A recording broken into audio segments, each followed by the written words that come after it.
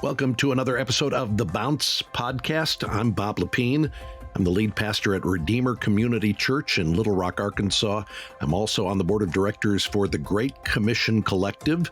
GCC is the organization that brings you the Bounce. We are committed to planting churches and strengthening leaders. And you can find out more about the Great Commission Collective on our website, gccollective.org. As part of that commitment to strengthening leaders and planting churches, we provide this podcast where we can talk pastor to pastor about issues we face in pastoral ministry. And today we have the opportunity to visit with the lead pastor at Parkside Church, just outside of Cleveland, Ohio, where Alistair Begg has been the pastor for several decades. He's been there since 1983. Many of you listen to Alistair on Truth for Life, either the podcast or on your local Christian radio station. He's an author and a well-known speaker. He's been married to Susan since 1975. He has 3 adult children. He's a grandfather to 8 children. And of course, he is best known for his distinctive Scottish accent, which I have told him is not fair that he has that, because I think it just gives him a leg up on the rest of us. He is also well known for quoting songs from the 60s and 70s in his sermons. I texted him one day and said, yesterday in my sermon, I quoted Chris Christopherson and I forget who else. I said, what about you? And he texted me back and he said, yeah, I only quoted Jesus yesterday. So I said, okay, you win. Here is a recent conversation with Alistair about his new book, The Christian Manifesto, all about Jesus' Sermon on the Plain. I want to start by asking you about the title of the book, because I don't think of you as a provocateur, and yet here we are in the middle of conversations about things like Christian nationalism, and Alistair Begg writes a book called The Christian Manifesto. You want to explain yourself here? I think that the title we thought about for those very reasons, decided that the risk was worth the potential benefit. Just in the sense that, people are used to setting out their declarations, their statements regarding their company policy or their school agenda or whatever it might be. So what we're really saying in this is that if you listen to the king talk about his kingdom, what are the principles and values that are there? And so Jesus, in a couple of places, we might say the Sermon on the Mount, the Sermon on the Plain, actually sets out these principles. So that's what it's about. But it's not, I think, the provocative aspect of it is hopefully will make people say, well, wait a minute, what do you mean a manifesto? And then they'll read it rather than, oh dear, I don't want to hear a manifesto, and then they'll neglect it. Time will tell. You mentioned both the Sermon on the Mount and the Sermon on the Plain. There's overlap between what we see in Matthew's gospel and what's in Luke's gospel. This is really the heart of what Jesus is telling his disciples that life is supposed to be all about, right? Yes, I think it's pretty clear that there are 2 separate occasions for sure, but that the overlap between the material is exactly what we would expect when 2 of Jesus' followers were giving to their readers in their gospel the sort of highlights of the overarching teaching of the king. And a bit like in newspaper articles, somebody highlights one piece, but when you read both of them, you realize that they are fitting in with one another. And as we think about this, I'm thinking back to the first sermon I ever preached when I was in my 20s, which was on the Beatitudes. And I have to tell you, I'm embarrassed to go back and listen to it, because I was reading commentaries that were telling me that this was about the future, about the millennial kingdom, that these principles would be lived in the future, and maybe it wasn't for today. I don't think that's the case. I think we're supposed to read the Sermon on the Plain and apply it in our day, don't you think? Oh, I think for sure we can all be grateful for the fact that Martin Lloyd-Jones eventually, gave to us the Beatitudes and helped us navigate our way through that. He did that a long time ago. And of course, the work that John Stott did in the countercultural essence of Christian living, I found very helpful as a young man. And I think it's vitally important. I think the other side of course, is that the real danger in it is that we see this as just a sort of form of moralism. Pull up your socks and try and be a decent person. If you'll do this, then maybe Jesus will let you into his kingdom, as opposed to what is actually being conveyed by Jesus.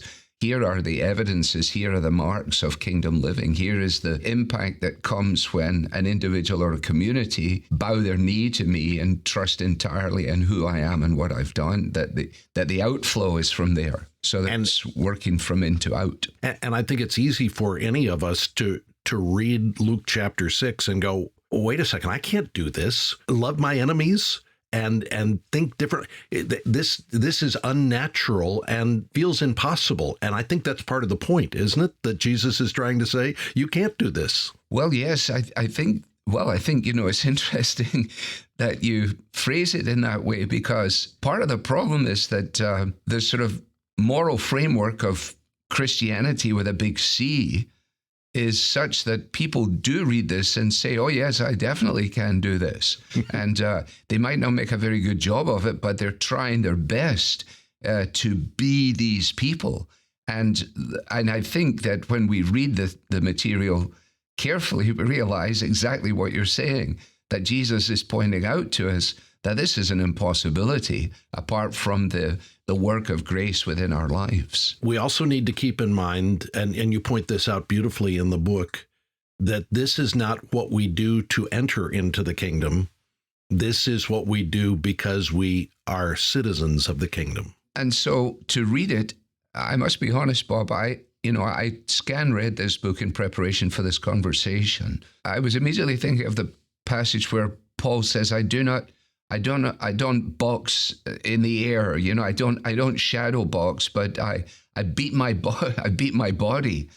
And to read this book, give yourself a pretty good punch on the nose. Immediately we want to jump to the conclusion that, oh yes, it's very clear that these are the evidences of real kingdom living.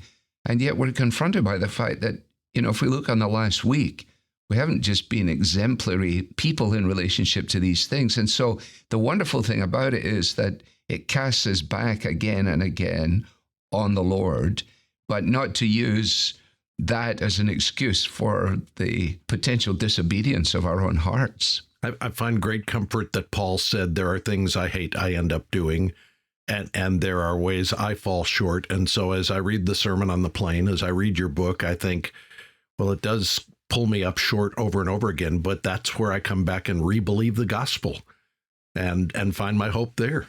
Absolutely. I think the thing that underpins this, and it's a short book, I think, with a big punch, more of a punch than I actually realized. At this point in history, at this point in our history in America, with an increasingly divided country on all kinds of fronts, if the people of God, if we, the people of God, are prepared to actually take these things seriously, endeavor at great cost to ourselves and perhaps to our reputation and perhaps to our own agendas and strategies and everything else, be prepared to let the world in to see the embryonic nature of this kingdom. That the part of the problem is, and I say this in the book, I say, this idea of a forgiving spirit or loving your enemy or whatever it might be. Does the average person in our community say, well, if I want to know about that, I should go to such and such a church? Or do university or college students say, oh yeah, those are the people, those are the kingdom people, those are the Jesus people, that they understand that? And to our shame, I don't think that would necessarily be the immediate response. And so the opportunity that is before us now is for a phenomenal adventure to actually take this material. I mean, I just imagine to myself reading this out loud in our congregation. I mean, I preached it many, many years ago, but I think it's even more daunting than it was back in the late 90s. I think about principles in the Sermon on the Plain, like the teaching of Jesus that we are to love our enemy.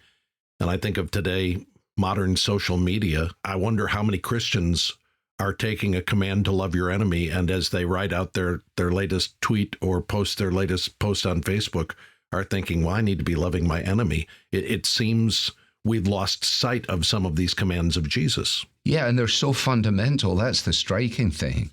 I mean, this is not like a postgraduate course. This is Christianity 101. I mean, this is foundational. The nature of forgiveness, the amazing reality of mercy.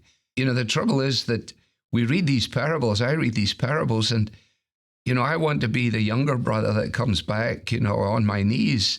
And I look at it and I say, I horribly think I might be the elder brother here. I want to be the guy who beat his breast and said, Lord, be merciful to me, a sinner. But I see myself more forcibly in these guys who said, well, I don't do this and I don't do that, and I do this and I do that. And therefore, I've been able to scale myself. Mm-hmm. That's the challenge of it. That's the challenge that Jesus was laying down, of course. Forgiveness is one of the key themes in the Sermon on the Plain. And you and I both, as we talk to people in pastoral ministry, find a lot of people struggling with this issue of forgiveness. In part, I think, because they don't rightly understand what it means to forgive someone. Forgiveness, though, is a command. It's not an option for a Christian, is it? Right. The way in which it is framed, of course, is that our merciful response to people, reaction to people, is on account of the groundswell reality of realizing how merciful God has been to us. Yeah. And, you know, when we say the Lord's Prayer, you know, forgiving our debtors, forgive us our sins, forgive us our debts as we forgive our debtors. So hard to say that because you've got the trespasses or debtors or whatever. And anyway, forgive us our trespasses as we forgive those who trespass against us. You know, it's only as I realize the immensity of God's forgiveness towards me that I realize that I don't really have an option here. In terms of forgiveness. It doesn't mean that to forgive a person doesn't mean that we condone what they've done or that we are just simply saying it doesn't matter. No, we don't condone it, and it does matter. If it didn't matter, if it wasn't wrong, there would be no need for forgiveness. But to forgive in that way is a supernatural thing. In the same way that at the other end of the other side of the coin, to love in the way that Jesus calls us to love is also a supernatural reality. As you're sitting with someone who is struggling with forgiveness, they've been profoundly hurt or scarred by someone, and they say, I just can't forgive this person. What's your pastoral counsel to them in that moment? Well, funnily enough, I was with somebody just last week. They came through our building. They were traveling. Casual conversation. We were just bantering things around. And then eventually the gentleman said to me, would it be okay if you and I just talk for a moment? And as we talked, he told me that he's been harboring all of his life a sense of anger towards one of his parents. Had reached the point, he said, where he has now been able to look on that parent with a sense of compassion. But he said, and then he burst into tears. This is a man in his 60s. He said, but I just can't say, I forgive you. Can you help me to do that? And so I said, well, I'll try. But that is the reality of it. And it's not immediately helpful, I think, to say to somebody, well, I'm not sure can't is right. I think perhaps won't is right, because it is by an act of the will. As sometimes our hearts need to catch up with our heads, need to catch up with our words. And so I encouraged him, and we prayed together. And he said, this has been a burden shared and a burden halved. Let me ask you about Jesus' teaching about money and possessions, which is a part of what's in the Sermon on the Plain, which again seems countercultural to the consumerism and the materialism that is so prevalent in our own culture. Yeah, it is such a challenge. I mean, that's what I say when I read through this again. You know, I don't know about you, Bob, but I don't re-listen to my own sermons. I mean, Spurgeon said, keep your old sermons to weep over. And I can understand that. But as I read this material again, I was struck by the immensity of the challenge that the things that we lay store by are not the things that Jesus lays store by. And we have, if you like, been tempted, at least in Western civilization, to baptize into orthodoxy a sense of well-being, a sense of position, and a sense of being relatively settled. But as I say in the book, in terms of being rich, most of us would fit in the scheme of the entire world in the 1% of those in the entire world. Therefore, it's not as if I can sidestep it and say, well, I know a few people who are rich, they need to hear this. No, I need to hear this as well, because the temptation is to find our security in something other than God himself. And Jesus is saying there's no lasting joy that is found in that. And of course, we know that. But then it's so easy to slip back into that and to be confronted by the challenge of the manifesto of the king. He says, no, you've got it upside down if you go there. My world turns it upside down. And that's the challenge. Is there anything that helps you rethink your relationship with money and possessions? As you read the words of Jesus, how do you get free from the bondage that can come from materialism? First of all, just being alerted to it is one thing, and not trying to sidestep the warning bell, saying, yeah, well, that's very good for someone, but it doesn't matter to me. First of all, being prepared to allow the thing to scan our own hearts.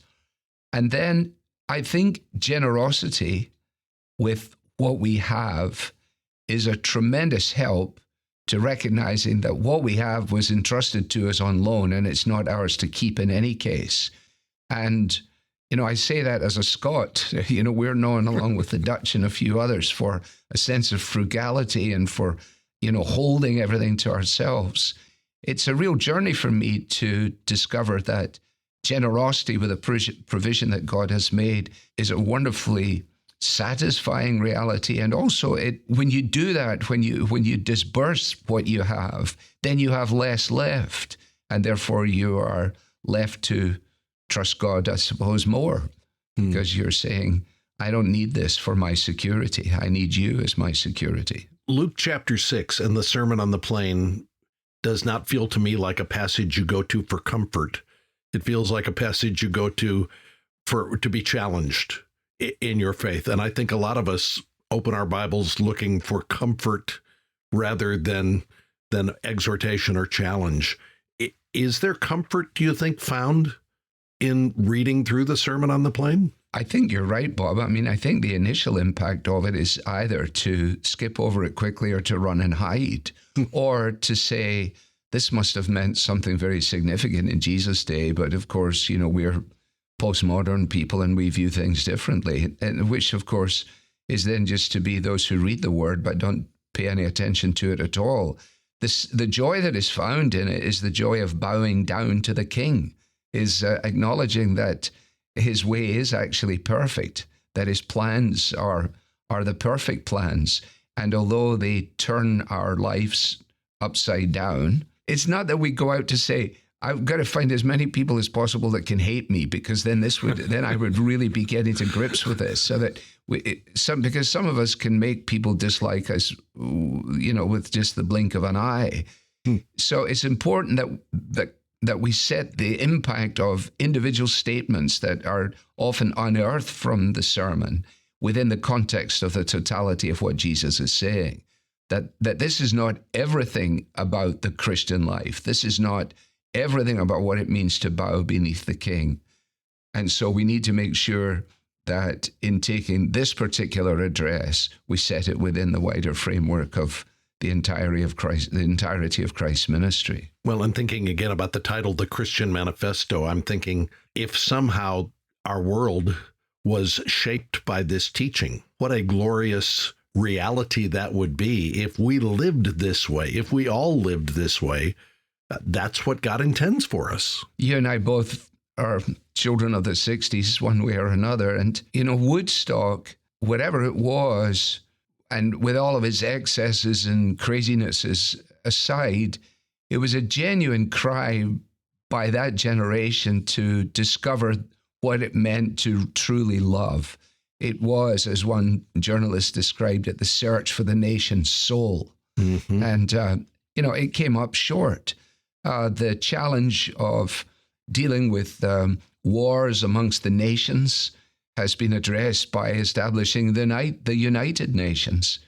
But anybody with half a brain realizes that whatever is going on there in Brussels or whatever it might be, it can't settle the deep-seated animosities of people and the cries of the human heart. And so that is why the idea of, one day this thing will be there in glorious technicolor. That's the picture in Revelation, that there will be this gathering of the people.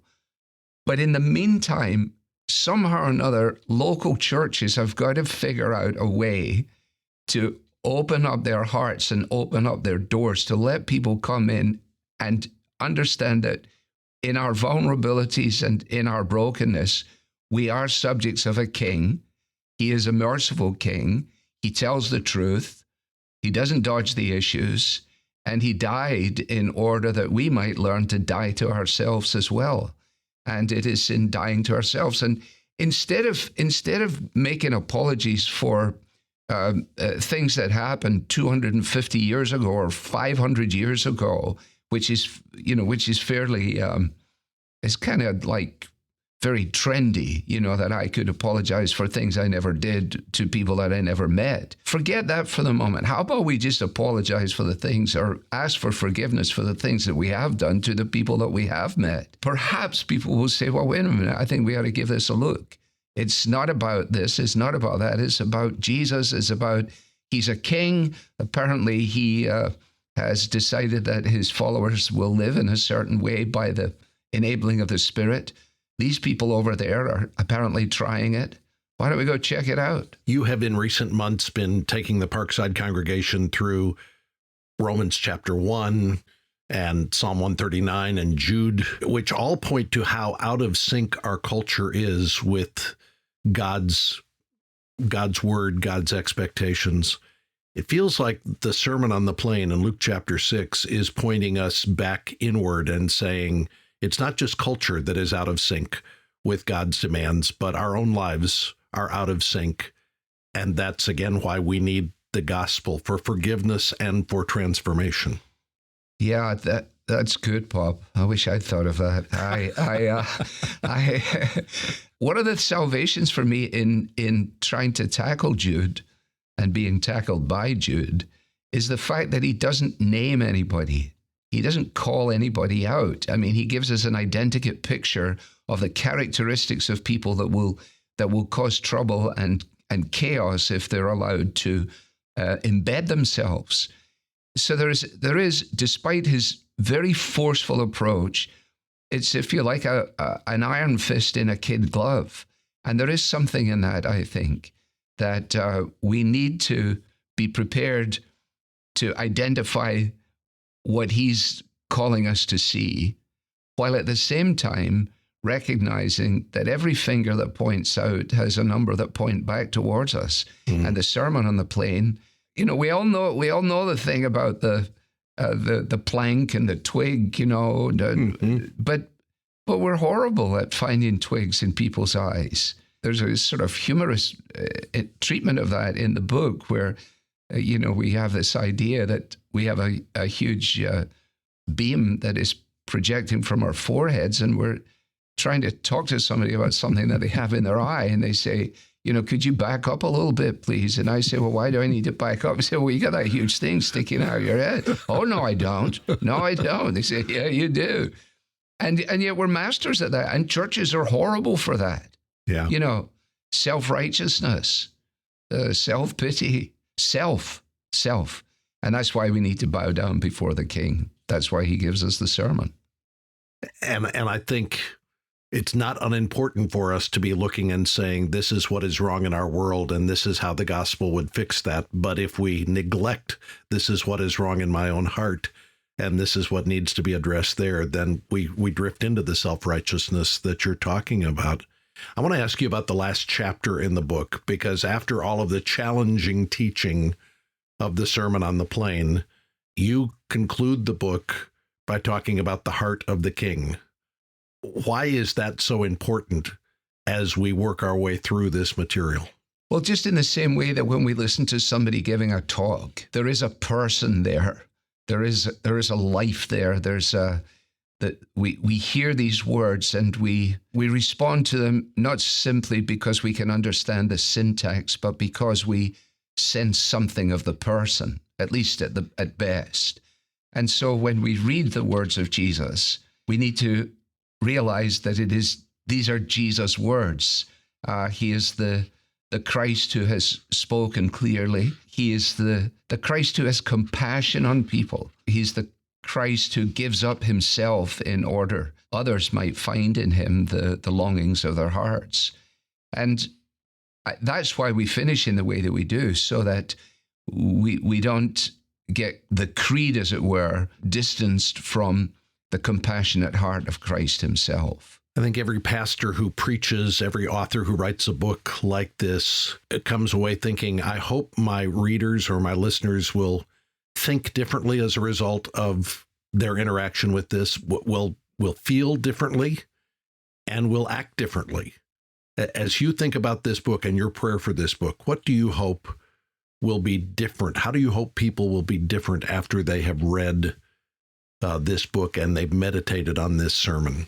I hope that I will be different. The old song that we never sing, it's not my brother, not my sister, but it's me, O Lord, standing in the need of prayer. I mean, that is foundationally the case. And so I hope that would be multiplied. I hope that our church family, those who choose to read this book, that it might have an impact among us, because learning to say, I'm sorry, learning to say, please forgive me, learning to say, I'm not at my best at the moment, can you come alongside me?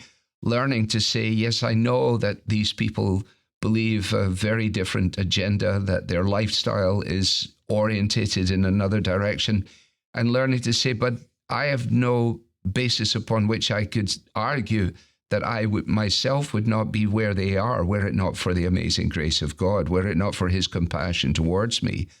And in very specific areas this comes across. I mean, you and I know that we field questions all the time that go along the lines of, my grandson is about to be married to a transgender person, and I don't know what to do about this, and I'm calling to ask you to tell me what to do, which is a huge responsibility. And in a conversation like that just a few days ago, and people may not like this answer, but I asked the grandmother, does your grandson understand your belief in Jesus? Yes. Does your grandson understand that your belief in Jesus makes it such that you can't countenance in any affirming way the choices that he has made in life? Yes. I said, well, then, okay, as long as he knows that, then I suggest that you do go to the ceremony, and I suggest that you buy them a gift. Oh, she said, what? She was caught off guard. I said, well, here's the thing. Your love for them may catch them off guard, but your absence will simply reinforce the fact that they said these people are what I always thought, judgmental, critical, unprepared to countenance anything. And it is a fine line, isn't it? It really is. And people need to work out their own salvation with fear and trembling. But I think we're going to take that risk. We're going to have to take that risk a lot more if we want to build bridges into the hearts and lives of those who don't understand Jesus and don't understand that he is a king. John tells us he was full of grace and truth, and we have to figure out how we can be full of grace and truth at the same time, don't we? Yeah. Our words should be full of grace and seasoned with salt. Yes. So easy to get that upside down. And when a pastor does, then that will take on a role in a congregation as well and flavor it. And so, let not many of you become teachers. Well, of course, you've been listening to Alastair Begg in a conversation about Jesus' Sermon on the Plain, how it applies in our own lives, how we challenge our congregations with these biblical truths as we preach through passages of Scripture like Luke chapter 6, Matthew 5, 6, and 7, how we handle those passages pastorally in dealing with them. Alistair's new book called The Christian Manifesto takes a hard look at the Sermon on the Plain from Luke chapter 6. There's a link to the book in our show notes, so check those out. There's also a link to the Truth for Life ministry, where you can find out more about Alistair and his sermons. If you're unfamiliar with him, his entire sermon library is available for free downloads, or you can listen to it. There's a Truth for Life app. I was on a drive just recently and pulled up the website and had a chance to listen to a new sermon from Alistair, as I often do when I travel. So check that out. Again, information available in the show notes about Alastair Begg's ministry. There's also information in the show notes about the Great Commission Collective. And if you are a pastor, or if you are interested in being a church planter, or if you're involved in church leadership, check out GCC. Find out more about the Great Commission Collective and the work we're doing to plant churches and strengthen leaders. Go to gccollective.org and find out about our distinctives and find out about what it is that we offer to churches who are a part of our collective. Again, gccollective.org is the website. Well, next time on The Bounce, we're going to talk about how the women in your congregation can be actively, effectively, and increasingly involved in the ministry of your local church. We want to make sure that men and women both are being utilized effectively and fully in our local churches, and we talk next time with Carrie Fulmer about that. I hope you can join us on the next edition of The Bounce.